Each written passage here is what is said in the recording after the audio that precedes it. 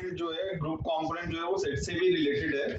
और इसमें अगर आप देखोगे, सबसे पहले अगर हम देखें इसमें जो हमें पता होना चाहिए एलिमेंट, उसको हम बोलते हैं सेमी ग्रुप। सबसे पहले जो एलिमेंट पता होना चाहिए उसको हम बोलते हैं सेमी ग्रुप। और सेमी ग्रुप की बात करें तो ये क्या होता है, it is a non empty set, it is a non empty set, it is a non-empty set S, it is a non-empty set S equipped with operation, equipped with operation, equipped with operation O। O मतलब O में कुछ भी आ सकता है, like dot product भी आ सकता है, या फिर एडिशन भी आ सकता है, या फिर लॉजिकल शिफ्ट भी आ सकता है, कुछ भी हो सकता है। equipped with operation O which satisfy the following axiom, which satisfy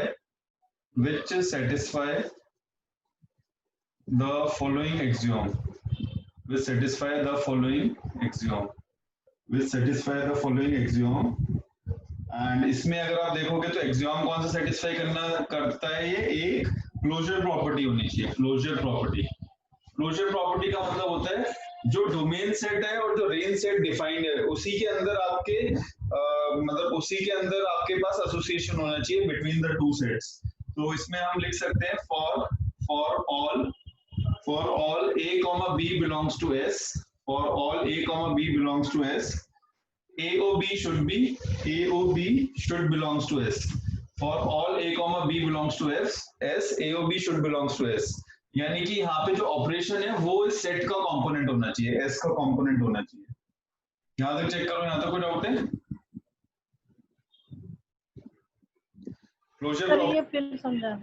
अभी इसका एग्जाम्पल करेंगे तो उससे आपको ज्यादा अच्छा समझ आएगा। फिर इसमें होता है associativity.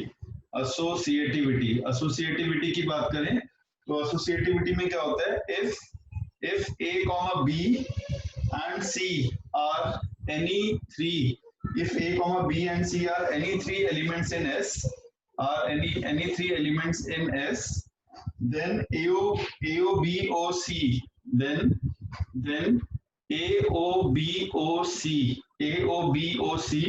should be equal to, it should be equal to AOBOC। तो ये रिलेशन मतलब आपका सेटिस्फाई होना चाहिए, AOBOC should be equal to AOBOC। तो क्लोजर प्रॉपर्टी में क्या होता है, AOB should belongs to S। और एसोसिएटिविटी में क्या होता है, एसोसिएटिविटी में जो भी आपका रिलेशन है पहले दो एलिमेंट का तीसरे के साथ, वो पहले का लास्ट दो एलिमेंट के साथ एसोसिएशन सेम होना चाहिए।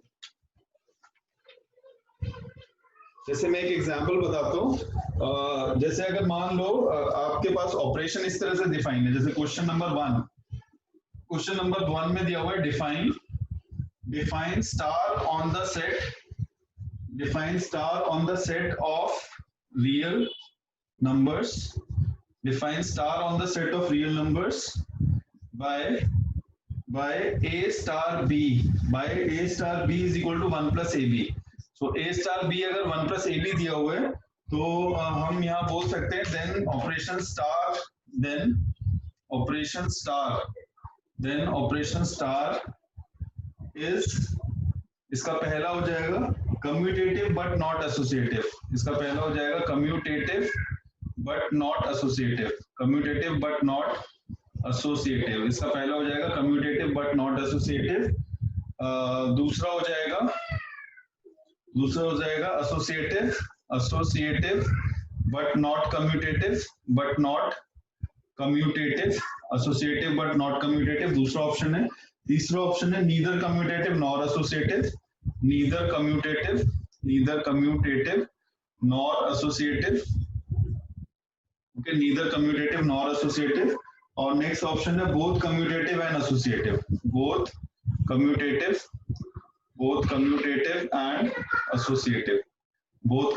And associative. तो इसमें अगर आप चेक करोगे, ये बेसिकली क्लोजर प्रॉपर्टी में क्या कहते हैं, क्लोजर प्रॉपर्टी में जैसे स्टार एक ऑपरेशन है जो ऐसे लिखा है, मतलब अगर मैं यहाँ पे a और b कोई भी दो नंबर्स लूंगा, जैसे अगर मान लो a को मैं 2 ले रहा हूँ, if a is 2 and b is 3, if a is 2 and b is 3, तो आपके पास 2 a star b हो जाएगा 2 star 3, a star b हो जाएगा 2 star 3, और a star की वैल्यू हो जाएगी 1 plus ab, 2 star 3 की वैल्यू हो जाएगी 1 plus 2 into 3, ये हो जाएगा 1 plus ab, और यहाँ पे आ जाएगा 1+6 यानी कि 7। यहाँ तक चेक करो, यहाँ तो कोई डाउट है? No sir. ये मैंने एक एग्जांपल लिया। तो क्लोजर प्रॉपर्टी क्या कहती है? क्लोजर प्रॉपर्टी ये कहती है कि जब आप ये ऑपरेशन लगाओगे तो कोई भी दो रियल नंबर अगर आप सोचते हो तो क्या ये रियल होता है या नहीं होता? 1+ab क्या रियल होगा? अगर हम कोई भी दो नंबर सोचेंगे तो क्या 1+ab रियल होगा? If you think of any two real numbers are any numbers जो आप नंबर लाइन पे बना सकते हो, 1.5, 9, 10, 100, -1.2 या 3.3333, ये सारे रियल नंबर्स हैं। तो कोई भी दो नंबर्स को आप मल्टीप्लाई करके अगर 1 से ऐड करोगे तो क्या वो रियल आएगा? सर आना चाहिए, आएगा ना।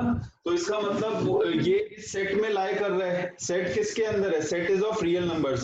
तो हम लिख सकते हैं कि always if a and b are any two numbers, then 1+ab always belongs to real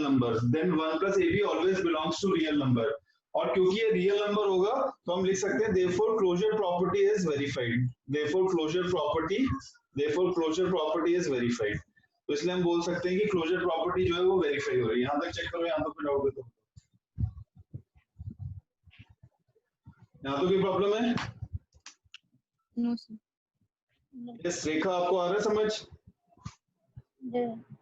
ठीक है। अब इसमें आपको ना ये चेक करना है कम्यूटेटिव है या एसोसिएटिव है या और भी कुछ अगर प्रॉपर्टी है। अभी एसोसिएटिविटी चेक कर लेते हैं, क्योंकि अगर क्लोजर ट्रू हो रहा है और एसोसिएटिविटी भी ट्रू हो रही है, इसका मतलब है कि ये सब ग्रुप है, सेमी ग्रुप है बेसिकली। अगर ये दोनों प्रॉपर्टीज ट्रू हो रही हैं तो इसका मतलब ये सेमी ग्रुप है। तो ये वाली प्रॉपर्टी तो ट्रू हो ही रही है क्योंकि क्लोजर आपका आ ही रहा है, बिकॉज 1+ab करोगे तो वो रियल नंबर को तो बिलोंग करेगा ही। So that means first property तो ट्रू हो गई। अब अगर हम सेकंड प्रॉपर्टी की बात करते हैं तो सेकंड प्रॉपर्टी में हमारे पास आ जाएगा एसोसिएटिविटी। एसोसिएटिविटी में क्या होता है? एसोसिएटिविटी में आपके पास ये लेफ्ट हैंड साइड है, ये राइट हैंड साइड है। तो एसोसिएटिविटी की अगर मैं लेफ्ट हैंड साइड देखूंगा तो लेफ्ट हैंड साइड में मेरे पास आ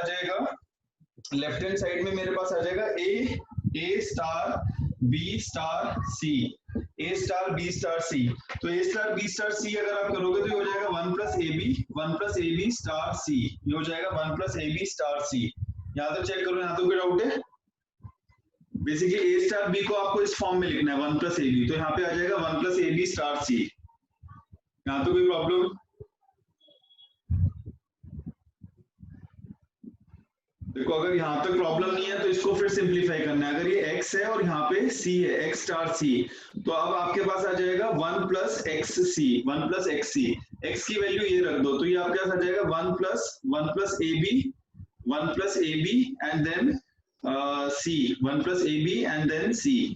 यहाँ तक चेक करो, यहाँ तो कोई डाउट है? बेसिकली x की जगह 1+ab रख दिया एंड देन c, तो ये आपके पास आ जाएगा 1+c+abc।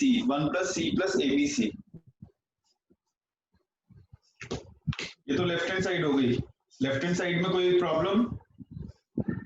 No sir. फिर राइट हैंड साइड पे आ जाओ। ये तो LHS था। LHS के बाद अगर आप RHS पे आते हो तो RHS में आपके पास आ जाएगा a star b star c। तो अगर हम a star b star c करेंगे तो ये हो जाएगा a स्टार, और b स्टार c में हम कर सकते हैं 1+bc, b स्टार c में आ जाएगा 1+bc।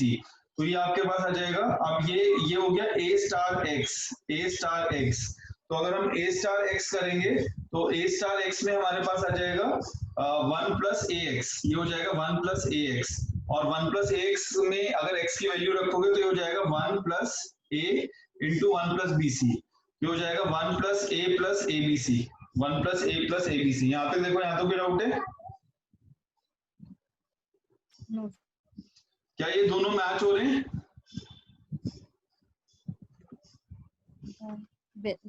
वेरिएबल नहीं सर, मतलब ये दोनों मैच नहीं हो रहे ना। सो ये मैच नहीं हो रहा है, इसका मतलब नॉन एसोसिएटिव हो गया, ये नॉन एसोसिएटिव हो गया। तो इसमें मतलब अगर मेरे को चेक करना हो कि क्या ये ग्रुप है, तो क्लोजर तो ट्रू हो रहा है लेकिन एसोसिएटिव नहीं हो रहा, तो इसका मतलब ये सेमी ग्रुप नहीं है। अगर मैं सेमी ग्रुप की प्रॉपर्टी देखूंगा तो सेमी ग्रुप में एक तो ये होना चाहिए, क्लोजर ट्रू होना चाहिए, दूसरा एसोसिएटिव होना चाहिए। पर ये क्वेश्चन ही कुछ और पूछा है। इसमें पूछा था एसोसिएटिविटी है या नहीं है, तो एक तो नॉन एसोसिएटिव है, यानी कि ये वाला नॉन एसोसिएटिव वाला ट्रू हो रहा है, ये तो माना नहीं जाएगा क्योंकि एसोसिएटिव है नहीं। यहाँ पे नॉन एसोसिएटिव वाला ट्रू हो रहा है और ये माना नहीं जाएगा क्योंकि एसोसिएटिव है नहीं। तो अभी आपको देखना है ए और बी, ए और सी में से कौन सा ऑप्शन ट्रू होगा। पहले एसोसिएटिविटी हमने चेक की, एसोसिएटिविटी में कोई डाउट है? सर नहीं, डाउट नहीं है सर। मुझे एक चीज पूछनी थी, जैसे कि हम एसोसिएटिविटी में 3 वेरिएबल लेते हैं, तो हमको तो यहीं से ही पता चलेगा कि एसोसिएटिव नहीं होगा, क्योंकि हमें तो प्रूफ करने के लिए ए इंटू बी के लिए कहता है ये, जो हमें क्वेश्चन दिया था ए इंटू बी इक्वल्स टू, तो क्या हम ले सकते हैं? सिंप्लीफाई किए बिना कैसे पता चलेगा, मतलब डायरेक्ट कैसे करोगे? ये करना है आपको, ये इसके बराबर है या नहीं है ये ट्रू करना है आपको, ये और ये बराबर होना चाहिए। तो बिना सिंप्लीफिकेशन के कैसे करोगे? नहीं सर, बराबर नहीं। ठीक है, बिना सिंप्लीफिकेशन के तो पॉसिबल नहीं है। अब कम्यूटेटिविटी चेक कर लेते हैं। कम्यूटेटिविटी में क्या होगा? कम्यूटेटिविटी में हमें करना होता है a star b should be equals to b star c, a star b should be equal to b star c। अब यहाँ पे a star b का मतलब था 1 plus ab, 1 plus ab, a star b should be equal to b star a, और b star a करोगे तो ये हो जाएगा 1 plus ba। अब 1 plus ab और 1 plus ba तो बराबर होता है, क्योंकि ab को ab लिखो चाहे ba लिखो, ये एक ही चीज है। So therefore it is commutative। तो कम्यूटेटिव तो हो रहा है, तो दैट मींस इसका ऑप्शन जो हो जाएगा वो ए हो जाएगा। ठीक है, मतलब ये कम्यूटेटिव है लेकिन एसोसिएटिव नहीं है। ठीक है, ये कम्यूटेटिव है पर एसोसिएटिव नहीं है। यहां तक देखो, यहां तक कोई डाउट है तो बताओ। और फिर से सेमी ग्रुप नहीं हुआ? सेमी ग्रुप इस वजह से नहीं हुआ क्योंकि ये क्लोजर तो ट्रू हो रहा था लेकिन एसोसिएटिव नहीं हो रहा था। अगर क्लोजर और एसोसिएटिव दोनों होगा तो फिर वो सेमी ग्रुप हो जाएगा। ठीक है, यहाँ तो कोई डाउट है?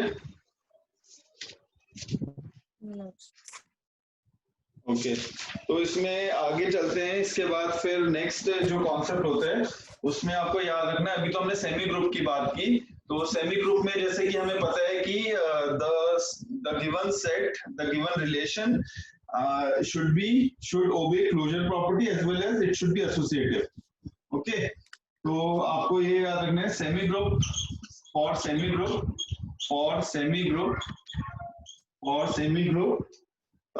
the axioms should follow, the axioms should follow for semi group, the axioms should follow number 1 closure property,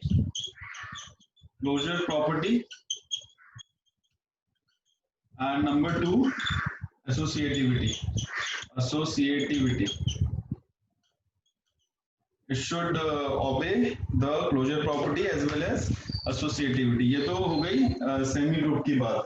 अगर हम ग्रुप की बात करेंगे तो ग्रुप में क्या होता है? a non empty set G equipped with an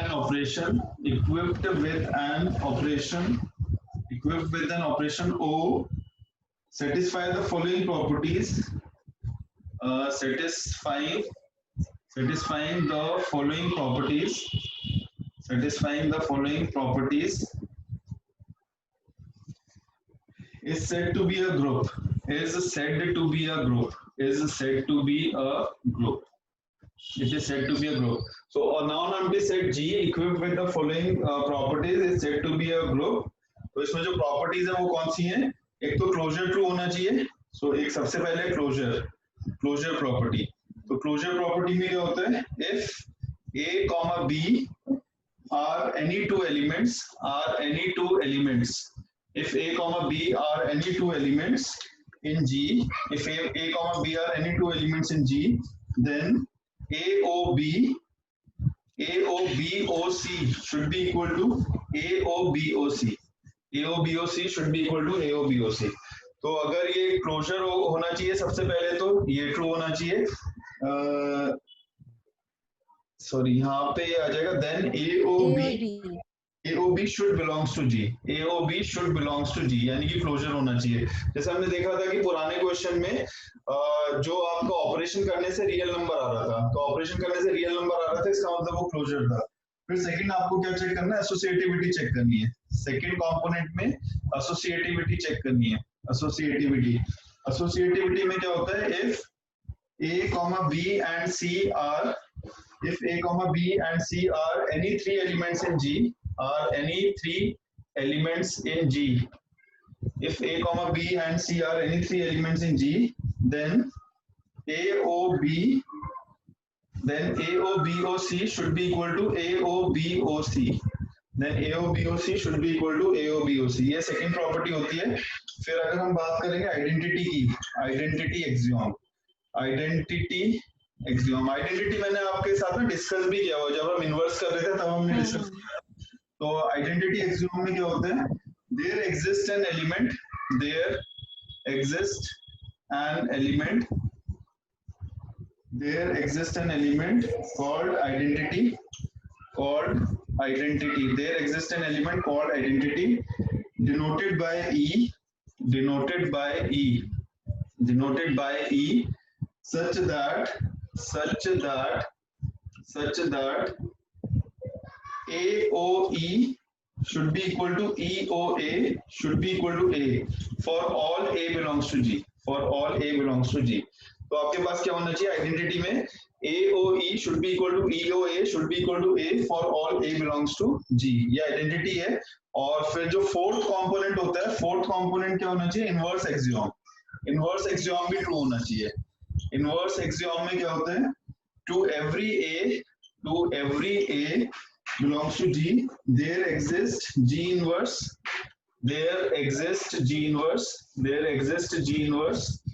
such that यहाँ पे मैं लिख रहा हूँ such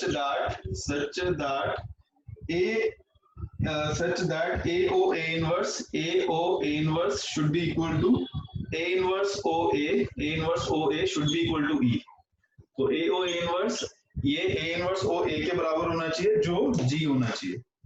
यहाँ तक चेक करो, यहाँ तक कोई डाउट है तो बताओ।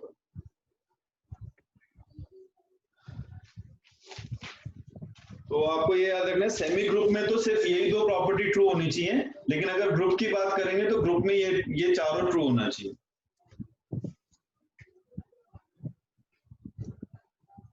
यहाँ तक देखो, यहाँ तक कोई डाउट है तो बताओ। यहाँ तो कोई प्रॉब्लम नहीं। आगे जाते हो तो जैसे मान लो हमारे पास क्वेश्चन है, if star on r minus of minus 1, r on star minus of minus 1 be defined by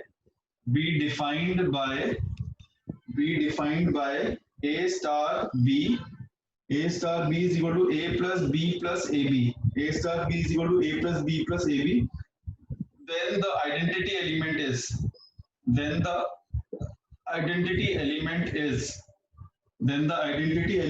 is इसका आइडेंटिटी एलिमेंट क्या होगा, 0 होगा या -1 होगा या फिर 1 होगा या नन ऑफ दीज होगा। तो आइडेंटिटी एलिमेंट के बारे में हम लोग डिस्कस कर चुके हैं। आइडेंटिटी एलिमेंट क्या होता है?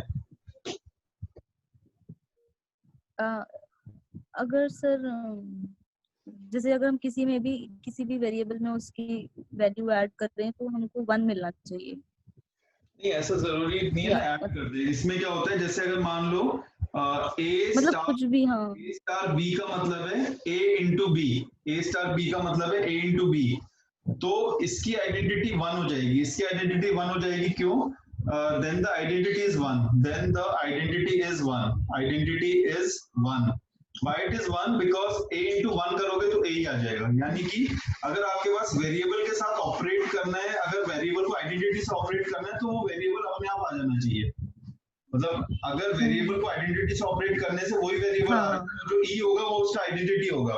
या फिर अगर मान लो हमारे पास दिया हुआ है a star b is equal to a plus B, अगर a star b a plus b दिया हुआ है तो इस केस में क्या होगा, then the identity element is 0, then the identity is 0.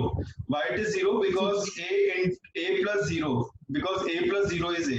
तो इस केस में a स्टार e फिर से a आ जाएगा, a स्टार e a आ जाएगा। यहाँ पे स्टार ऑपरेशन क्या था, यहाँ पे स्टार ऑपरेशन था मल्टीप्लीकेशन, और यहाँ पे स्टार ऑपरेशन क्या है? स्टार ऑपरेशन है एडिशन, यहाँ पे स्टार ऑपरेशन है एडिशन। यहाँ तक चेक करो। When an element is operated with identity, then it results in the element itself. तो आइडेंटिटी एलिमेंट हर ऑपरेशन के लिए अलग होता है। अब वो स्टार क्या होगा उसके ऊपर डिपेंड करेगा कि उसकी आइडेंटिटी क्या होगी। यहाँ तक समझ आ रहा है? yes. तो ये जो क्वेश्चन दिया हुआ है, इस क्वेश्चन में अगर मैं आइडेंटिटी को 0 लेता हूँ तो मैं a स्टार 0 अगर करूंगा तो a स्टार 0 करने से मेरे पास कितना आएगा? ये हो जाएगा a स्टार 0 करने से a plus 0 plus a into 0, तो a आ रहा है यानी कि a तो ये तो हो सकता है 0 आइडेंटिटी पर, बाकी भी चेक कर लो। a स्टार -1 करोगे अगर आप, a स्टार -1 अगर आप करोगे तो कितना आएगा? a -1 minus a into -1, a -1 minus a into -1, तो ये हो जाएगा 2a -1, तो ये तो नहीं हो सकता। फिर a स्टार 1 करके देख लो, a स्टार 1 करोगे तो कितना आएगा? a प्लस 1 प्लस a, तो ये हो जाएगा 2a प्लस 1, ये भी नहीं हो सकता। और वैसे भी हमारा तो ये फर्स्ट केस में a आ ही रहा है, तो इसका मतलब है आइडेंटिटी एलिमेंट जो होगा इस क्वेश्चन में वो 0 हो जाएगा। यहाँ तक चेक करो, यहाँ तो कोई डाउट है तो बताओ। यहाँ तो कोई डाउट है? मिटा दूं? yes. ओके फिर जैसे एक और क्वेश्चन हम ट्राई करते हैं आइडेंटिटी के पर्सपेक्टिव में ही। तो आइडेंटिटी के पर्सपेक्टिव में अगर हम क्वेश्चन नंबर 4 ट्राई करते हैं तो क्वेश्चन नंबर 4 मतलब इसमें हमारे पास एक क्वेश्चन है जिसमें दिया हुआ है if q plus be the set of all positive rational numbers, if q plus be the set of all positive rational numbers and if star be an operation on q plus, if star be an operation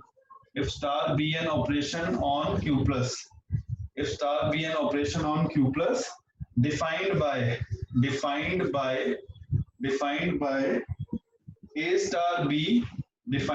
a star b is equal to ab by 2, defined by a star b is equal to ab by 2 for all a comma b belongs to q plus,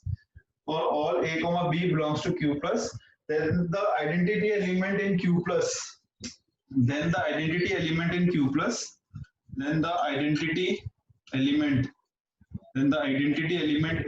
plus for operation star is, तो identity element इसमें कौन सा होगा? या तो आपके पास option है, या तो 0 होना चाहिए, या फिर 1 होना चाहिए, या फिर 2 होना चाहिए, या फिर 1/2 होना चाहिए। तो ट्राई कर सकते हो इसको, कौन सा होगा identity element?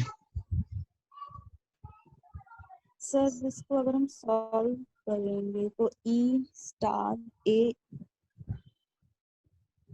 Equals to a और e a बाय 2,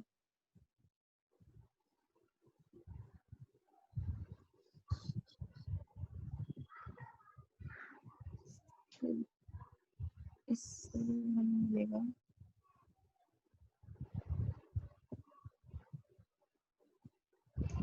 नहीं आ रहा सर e की वैल्यू 2 आ जाएगी। ये देखो, या तो ये a स्टार 0 होगा, या ये a स्टार 1 होगा, या ये a स्टार 2 होगा, या फिर ये a स्टार हाफ होगा। अगर आप a स्टार 0 करोगे तो ये हो जाएगा a into 0 by 2, a into 0 by 2 तो 0 ही आ जाएगा। अगर a स्टार 1 करोगे तो ये हो जाएगा a into 1 by 2 which is not equal to a, ये भी a के बराबर नहीं था। अगर आप a स्टार 2 करोगे तो हो जाएगा a इंटू 2 बाय 2, 2 से 2 कट दिया तो a आ गया, तो दैट मींस a इंटू 2 इसका आंसर है, मतलब a इंटू 2, तो 2 इसका आइडेंटिटी हो जाएगा। यहाँ तक देखो, यहाँ तो कोई डाउट है तो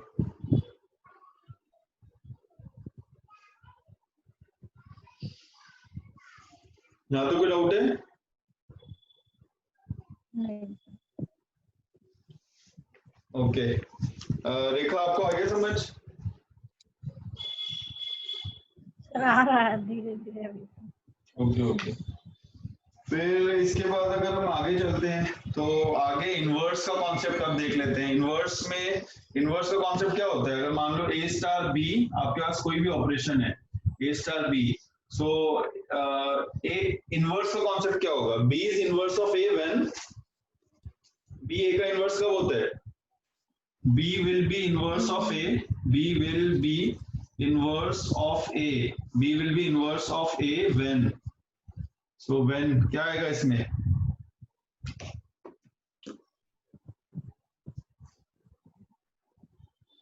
कब होगा बी इनवर्स?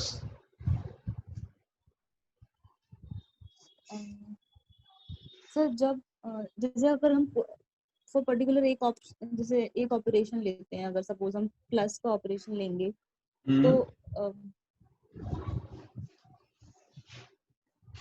तो ए प्लस बी इनवर्स हमारा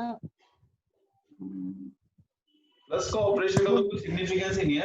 it will be when this is equal to identity. अगर a into b आइडेंटिटी के इक्वल होना चाहिए। अगर ये आइडेंटिटी आ जाएगा तो फिर वो इनवर्स होगा।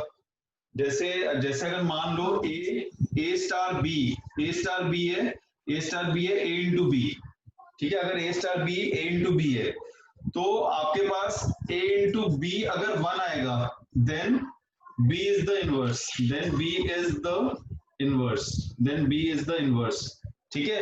और अगर आपके पास a स्टार b है a प्लस b, तो उसमें भी यही होगा कि अगर a प्लस b की वैल्यू आइडेंटिटी इसकी 0 होती है, प्लस की आइडेंटिटी 0 होती है, मल्टीप्लाई की आइडेंटिटी 1 होती है, तो ये आइडेंटिटी है, this is the identity element of multiplication. ये मल्टीप्लिकेशन की आइडेंटिटी एलिमेंट ऑफ मल्टीप्लिकेशन, और ये जो है ये एडिशन की आइडेंटिटी है। तो ये क्या है?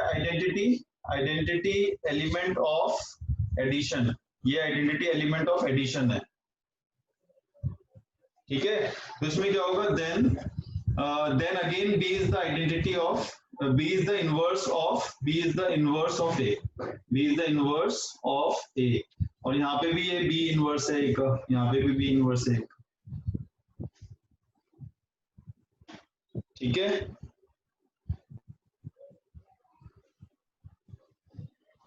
यहाँ तक देखो, यहाँ तो कोई डाउट है तो बताओ।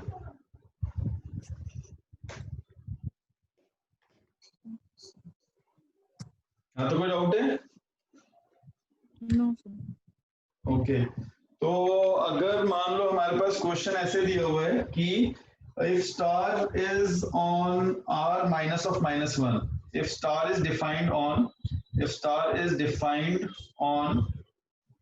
r minus of minus 1, if star is defined on r minus of minus 1, and a star b is equal to where a star b is equal to a plus b plus ab, where a star b is equal to a plus b plus ab, where a star b is equal to a plus b plus ab, then the inverse of a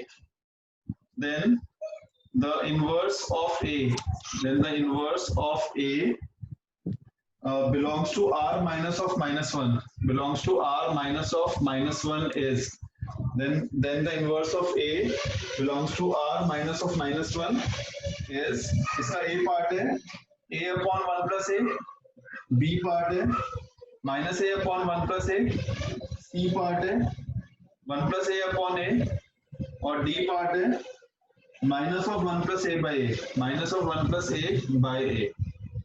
इसमें से कौन सा option होगा? मतलब इसमें inverse बताना है आपको कि इनवर्स कौन सा होगा, ये इसका इनवर्स होगा या ये वाला होगा या ये वाला होगा या ये वाला होगा।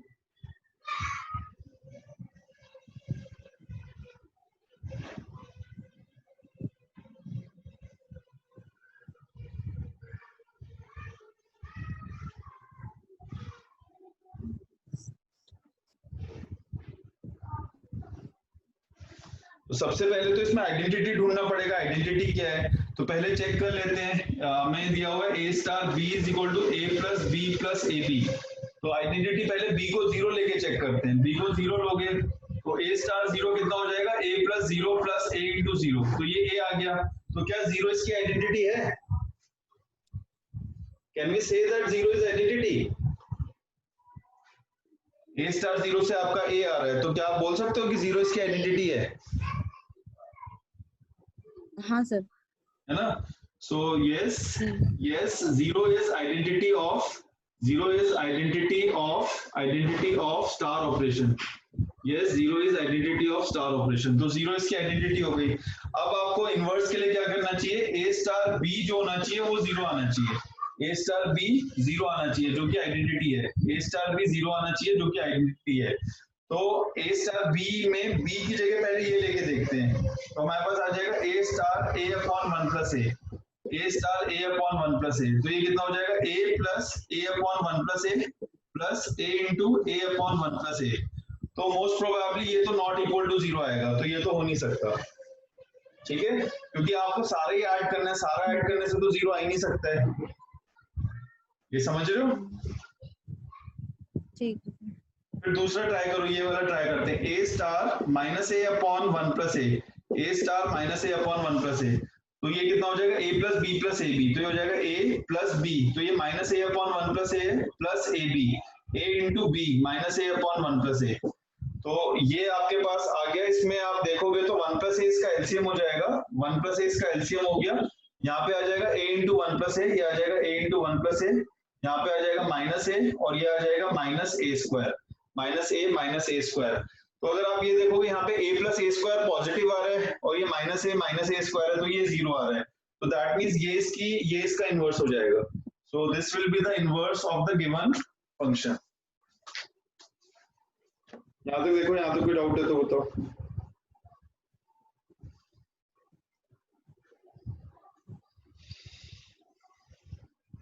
यहाँ तो कोई प्रॉब्लम?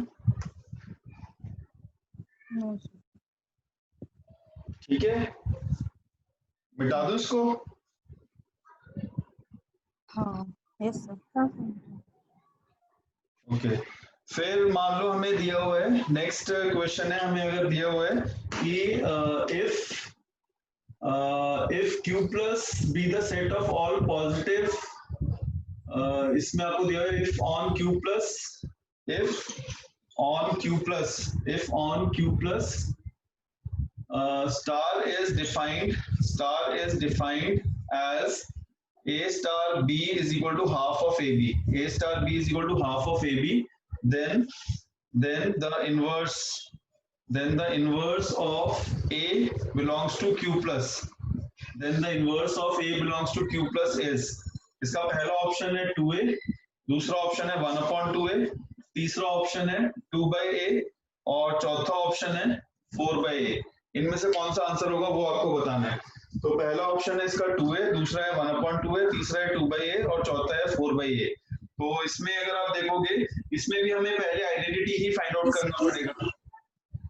तो इसकी हमने आइडेंटिटी फाइंड की थी, वो दो आ रही थी पहले इसी की। हाँ 2 ही आएगी, क्योंकि यहाँ पे 2 से 2 कट जाएगा तो a आ जाएगा। तो हम लिख सकते हैं फॉर द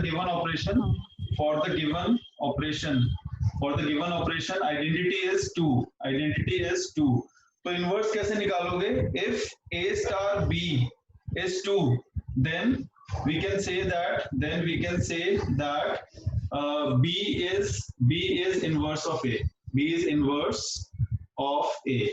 तो अगर a स्टार b 2 आ जाएगा तो हम कह सकते हैं कि b जो है वो a का इनवर्स होगा। तो इस क्वेश्चन में b की जगह 2a ले सकते हैं। तो अगर a स्टार 2a करोगे, a स्टार 2a से कितना आएगा? ऑपरेशन ये लगाना है, तो ये हो जाएगा half of a into 2a, तो ये से कट गया, ये हो गया a square which is not equal to 2, तो ये तो हो नहीं सकता। फिर हम करेंगे a स्टार 1/2a, तो ये हो जाएगा half of a into b, half of a into b। This is again not equal to, this is again ये कितना आ रहा है आपका? ये आ रहा है 1/4, नॉट इक्वल टू 2, तो ये भी नहीं होगा। फिर आप करो a स्टार 2/a, तो ये हो जाएगा half of a into 2/a, तो ये 2 से 2 कट गया, a से कट गया, this is also not equal. फिर आप करो a स्टार 4/a, अगर आप करोगे तो हो जाएगा half of a into 4/a, तो ये a से a कट जाएगा, इससे a कट के 2 आ रहा है, सो देयरफॉर जो इनवर्स होगा वो 4/a आ जाएगा। यहाँ तक देखो, यहाँ तक कोई डाउट है तो बताओ।